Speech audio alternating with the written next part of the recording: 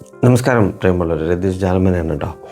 ഇന്ന് 2026 ജനുവരി മാസം 29 വ്യാഴാഴ്ചയാണ്. രോഹിണി നാളാണ്. രാവിലെ 7:31 വരെ. ശേഷം മകര നാളാണ്. മകര നാൾ ജനുവരി 30 5:29 രാവിലെ അതുവരെയാണ് കേട്ടോ.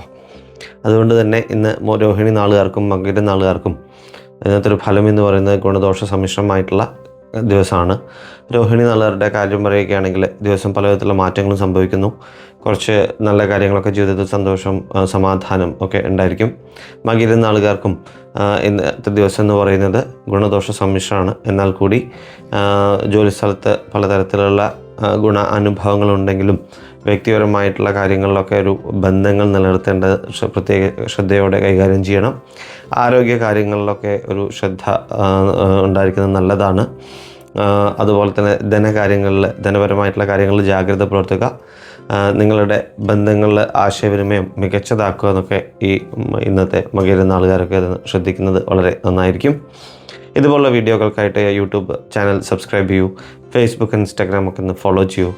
എല്ലാവർക്കും നല്ലത് വരട്ടെ. ശുഭദിനം. നന്ദി. നമസ്കാരം.